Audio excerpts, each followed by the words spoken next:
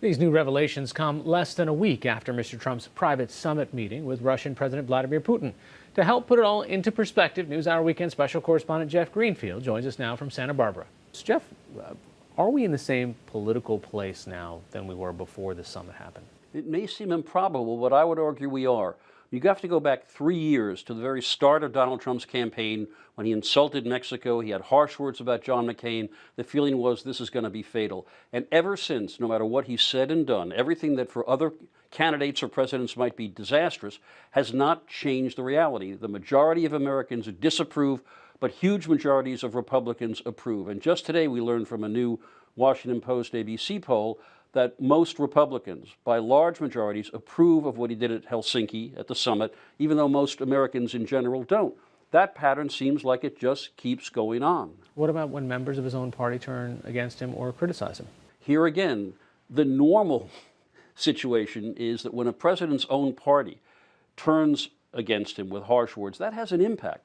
And yet, despite the criticism from Republican congressional leaders, folks on Fox News, former House Speaker Gingrich, to say this was really a bad week, the dust clears, and Trump supporters say, no, if Trump says something is true, it's true. So is it time for us to start calling it maybe a different party then? If there is a chunk of the party that is so loyal to the president that it actually finds that disagreement from the party leadership only strengthens the president's position?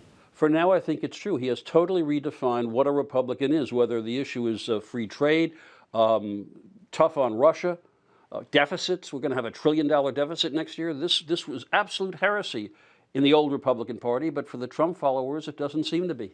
All right, let's talk about the other stories of significance this week that you actually follow fairly often and say sometimes it gets snowed over by how much Trump occupies the media sphere. Yeah, I know I keep coming back to the point, but it keeps happening. What was the big story, say, 9 days ago? The separation of children from their parents because of ICE. Or take a more subtle one, the dismembering of the Affordable Care Act. You've had the end of the individual mandate, massive cutback on subsidies to the insurance exchanges, shrinking the outreach program. And Trump announced this week this big new initiative. We're going to have association health plans to let individuals and small businesses band together. That was a signature argument of his campaign. And you know what the Independent Business Federation has said? Unworkable, can't do it. And what that suggests in terms of rising premiums that have already gone up a third is going to have an enormous impact on millions of Americans. And it's almost hard to find a sentence about that in the media because of the crowding out issue. And finally, what about this number of stories that we're seeing about the Democratic Party and the pressure it's facing from the left?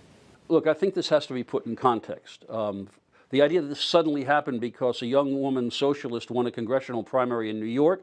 Let's remember that 2 years ago, a socialist named Bernie Sanders got 13 million primary votes for president. So this is not exactly a sudden lurch. Yeah. And the second thing to remember is you're not seeing the left challenge centrist Democrats in competitive races. Joe Manchin's the most conservative Democrat in the Senate from West Virginia. There's no primary challenge.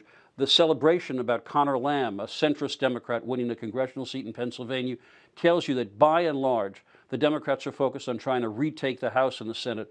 If I can mention one more thing, next week we're going to take a look at why, uniquely in America, socialism has never caught on as a major political force. We'll be talking about that next week. All right, we'll look forward to it. NewsHour Weekend special correspondent Jeff Greenfield joining us from California. Thanks so much.